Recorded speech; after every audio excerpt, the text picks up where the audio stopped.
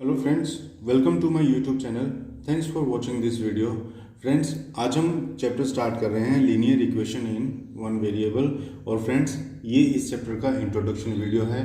Friend, I am sure अगर आप ये वीडियो कंप्लीट देख लेते हो तो आपका हर क्वेश्चन जितने भी एक्सरसाइजेस के अंदर दिए हुए हैं सारे के सारे इजीली सॉल्व हो जाएंगे और सारे कॉन्सेप्ट्स आपके क्लियर हो जाएंगे।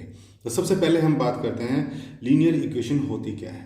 Linear equation is the expression where the power of variable is 1। सबसे पहली बात तो सिंपल इक्वेशन के नाम से आपने 7th क्लास के अंदर भी चैप्टर पढ़ा था। ये बिल्कुल वही चैप्टर है, इसके अंदर कोई भी अलग चीज़ और हम इसमें नहीं पाएंगे। तो आप एक तरह से समझ सकते हैं कि ये सिंपल इक्वेशंस का ही रिपीटिशन है। बस इसके अंदर आपको ये कि लीनियर वर्ड जो है वो अलग से दिखाई दे रहा होगा। लीनियर का मतलब ये होता है कि ये जो एक इक्वेशन है x + 10 = 15, ये एक इक्वेशन है। और अगर मैं इसकी स्टेटमेंट देखना चाहूँ तो स्टेटमेंट आपको याद हो अगर, तो 7th क्लास में अगर इसकी स्टेटमेंट मुझे बनानी होती तो मैं कैसे बनाता था। मैं ये बनाता था, if 10 is added to x gives 15, कि अगर x में 10 ऐड कर दिया जाए तो वो 15 बना देता है। इसका मतलब x + 10 अगर हो तो वो 15 के बराबर हो जाता है। तो ये एक इक्वेशन थी। अब हर एक इक्वेशन का एक LHS होता है, यानी कि लेफ्ट हैंड साइड होती है, बीच में = का साइन होता है, और एक होती है राइट हैंड साइड।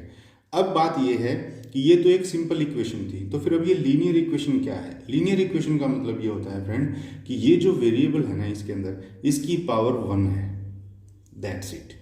लीनियर का मतलब ये होता है कि मान लीजिए अगर यहाँ x की जगह वैल्यू अगर 5 हो तो वो 5 की पावर 1 है बस, तो यानी कि 5 ही वो रहेगा। ऐसा नहीं है कि 5 की पावर 2 हो जाए या 3 हो जाए या 4। अगर 2 या 3 या 4 हो जाए तो फिर उसको हम लीनियर इक्वेशन नहीं बोलेंगे। लीनियर इक्वेशन सिर्फ तभी बोलते हैं जब इस वेरिएबल की पावर 1 हो, बस यही है लीनियर इक्वेशन का मतलब। अब तो फाइनली हमें ये समझ में आया कि लीनियर इक्वेशन जो है एक ऐसी सिंपल इक्वेशन होती है जिसके अंदर वेरिएबल की जो पावर होती है वो 1 होती है। उसके बाद फ्रेंड इस पूरे चैप्टर के अंदर हमें यही इक्वेशंस बनानी है और उनको सॉल्व करते चले जाना है। तो इक्वेशंस को हम सॉल्व कैसे करते हैं वो मैं आपको बता देता हूँ। देखिए फ्रेंड, सबसे पहले है solution of the equation. Solution of the equation का मतलब ये होता है कि जो वेरिएबल दे रखा होता है सिंपल इक्वेशन के अंदर उसकी वैल्यू को फाइंड आउट करना। फॉर एग्जांपल, आपको एक स्टेटमेंट दे दिया, 10 added to a number gives 15, find the number. मान लीजिए आपको एक क्वेश्चन दे दिया कि 10 added to a number gives 15। इसी स्टेटमेंट से सबसे पहले तो आपको इक्वेशन बनाना आना चाहिए, जैसा हम 7th में बनाते थे। मान लीजिए वो जो नंबर है जिसके अंदर हमने 10 ऐड किए हैं वो x है, तो x वो नंबर है, इसके अंदर 10 ऐड हुए हैं, गिव्स 15। गिव्स का मतलब कि ये बराबर हो गया है किसके, 15 के। अगर एक नंबर में 10 ऐड कर दिए जाएं तो वो 15 बना देता है, यानी वो 15 के बराबर है। तो बस यही आपकी अब यहाँ इक्वेशन बन गई है। अब इसको सोल्व करना है हमको। देखिए, इसी इक्वेशन को सोल्व करने के मुख्य रूप से हमारे पास 2 मेथड्स हैं। ये हमने 7th क्लास में भी पढ़े थे। फर्स्ट हमने पढ़ा था by balancing the equation. Equation को बैलेंस करना। बैलेंस करने का मतलब ये होता है कि इसी इक्वेशन के, देखिए ये हमारा लेफ्ट हैंड साइड है, ये हमारा राइट हैंड साइड है, कोई चीज़ ऐड कर देना, सब्ट्रैक्ट कर देना, डिवाइड कर देना या मल्टीप्लाई कर देना दोनों तरफ, वो बैलेंसिंग द इक्वेशन कहलाता है। जैसे अभी यहाँ पर है x + 10 = 15। बैलेंसिंग इक्वेशन के अंदर हमको करना ये होता है कि ये जो वेरिएबल है ना, किसी तरह से इसको यहाँ अलग करना होता है, बस बाकी सारी चीज़ों को हमें डिलीट करना होता है। अब जैसे यहाँ पर 10 यहाँ ऐड हो रहा है, अगर मुझे इसे 0 बनाना हो तो मैं कैसे बनाऊंगा।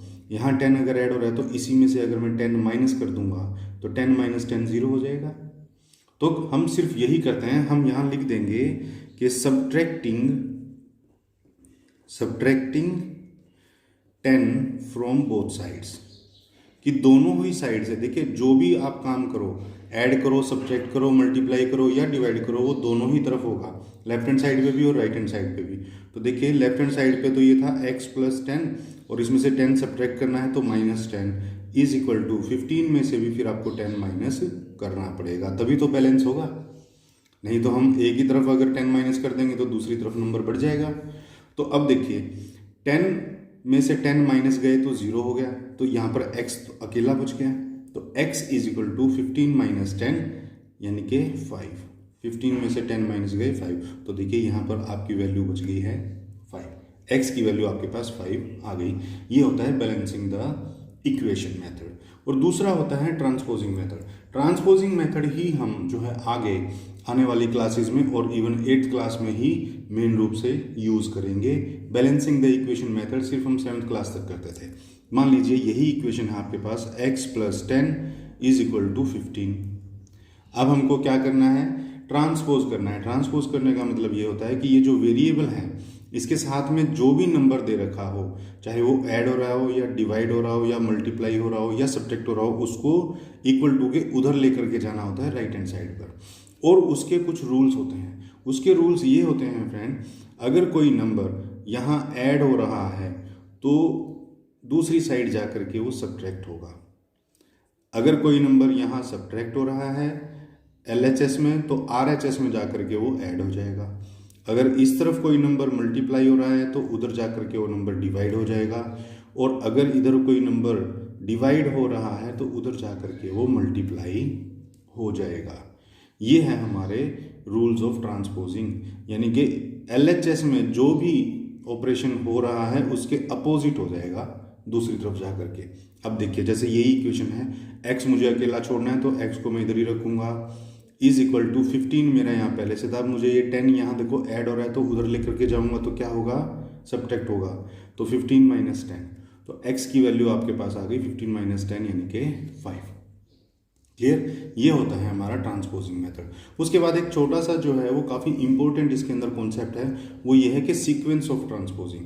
सीक्वेंस ऑफ ट्रांसपोजिंग का मतलब ये है कि अभी तो यहाँ देखिए x के साथ 10 ऐड हो रहा है, हो सकता है इस x के डिवीजन में कुछ और भी हो, मान लीजिए यहाँ पर 2 हो, तो क्या करना पड़ेगा, सबसे पहले हम ये करते हैं कि प्लस और माइनस के नंबर्स को उधर ट्रांसपोज करते हैं, उसके बाद हम मल्टीप्लिकेशन और डिवीजन को सॉल्व करते हैं। तो यानी पहले एडिशन या सब्ट्रैक्शन, उसके बाद मल्टीप्लिकेशन और डिवीजन। जैसे हमारा एक वो रूल था ना बोर्ड मास करके, है ना, उसमें हम ब्रैकेट और डिवीजन, मल्टीप्लिकेशन, एडिशन और सब्ट्रैक्शन, इस तरह से एक सीक्वेंस है। उसी तरह से ट्रांसपोजिंग का भी एक सीक्वेंस होता है, पहले एडिशन और सब्ट्रैक्शन होगा और फिर मल्टीप्लिकेशन और डिवीजन होगा। तो फ्रेंड ये थे हमारे ट्रांसपोजिंग का मेथड। अब मैं आपको एडिशन, सब्ट्रैक्शन, मल्टीप्लिकेशन और डिवीजन का एक एक एग्जाम्पल लेकर के इसको सोल्व करके हम देखेंगे। रूल्स ऑफ ट्रांसपोजिंग में देखिए एग्जाम्पल नंबर 1, जैसे मैंने आपको लिया 25 added to a number gives 8, find the number. कोई एक नंबर है, अगर उसमें मैं 25 ऐड कर देता हूँ तो वो 40 नंबर बना देता है, यानी कि वो 40 के बराबर हो जाता है। तो हम मान लेते हैं कि वो नंबर हमारा x है। तो x में 25 ऐड करना है, यानी कि x + 25 गिव्स 40, यानी कि इज इक्वल टू 40। क्लियर? अब देखिए यहाँ पर ये एडिशन का केस है कि यहाँ पर वेरिएबल के साथ कुछ ऐड हो रहा है। अब हमको ट्रांसपोज करना है इसको इस तरफ, तभी हम x की वैल्यू निकाल पाएंगे। तो देखिए x को रखिए एज इट इज इधर, 40 यहाँ पर था और ये 25 यहाँ ऐड हो रहा है, इधर आकर के हो जाएगा सब्ट्रैक्ट। तो x की वैल्यू आपकी आ जाएगी 40 माइनस 25 15। ये हमारा तरीका था अगर वेरिएबल के साथ कोई चीज़ ऐड हो रही हो तो। उसके बाद नेक्स्ट है हमारा सब्ट्रैक्शन का। कैसे? स्टेटमेंट देखिए 25 subtracted from A number gives 40, find the number. कोई एक नंबर है, मान लीजिए x है, और उसमें से 25 सब्ट्रैक्ट हो रहे हैं और वो 40 बना रहा है, यानी कि इज इक्वल टू 40। अब हमें x की वैल्यू निकालनी है तो हम क्या करेंगे, ये 25 यहाँ सब्ट्रैक्ट हो रहा है, इसको उधर ट्रांसपोज करेंगे, ये क्या हो जाएगा, पॉजिटिव हो जाएगा। तो देखिए x इज इक्वल टू 40 और ये नेगेटिव इधर आकर के ऐड हो जाएगा तो प्लस 25 हो जाएगा। तो x इज इक्वल टू 40 + 25 कितना बनता है, 65। तो x की वैल्यू जो है वो हमारी यहाँ 65 आ जाएगी। उसके बाद देखिए एक एग्जाम्पल है, ये हमारा if Rahul father's age is 40 year. Rahul कोई लड़का है, अगर उसके पिता की एज 40 ईयर्स है and Rahul's age is 1/4 of father's age, और राहुल की एज अगर अपने पिता का 1/4 हो यानी कि 1/4 हो, तो फाइंड राहुल्स एज। तो राहुल की एज आप बताइए। अब ये जो एग्जाम्पल है ये है हमारा मल्टीप्लिकेशन का। कैसे देखें, मान लीजिए राहुल की एज आपको निकालनी है, तो राहुल की एज को मैं x मान लेता हूँ, और ये बोला हुआ है कि राहुल की एज 1/4 है यानी कि 1/4 है। 1/4 ऑफ राहुल्स एज, माफ कीजिए, if Rahul's father age is 40 years and Rahul's age is 1/4 of father's age, find Rahul's age. मान लीजिए राहुल की एज x हो और राहुल की बोला हुआ है जो एज है वो 1/4 है, किसके, फादर की एज के। तो इसका मतलब तो यही हुआ कि अगर राहुल की एज को मैं 4 से गुना कर दूं तो वो अपने फादर की एज के बराबर हो जाएगा, है ना। तो देखिए अब ये यहाँ 4 मल्टीप्लिकेशन में है, मैं x मुझे अकेला रखना है तो x को इधर ही रख लूँगा, 40 पहले से था और ये मल्टीप्लिकेशन इधर आकर के डिवाइड हो जाएगा। तो 4 1 जार 4, 4 10 जार होता है 40, तो x की वैल्यू आपके पास आ गई 10।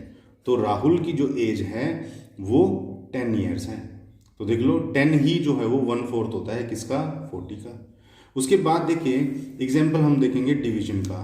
Deepa is 20 years old, Deepa जो है वो 20 साल की है। If Deepa age is half of her mother's age, find the mother's as.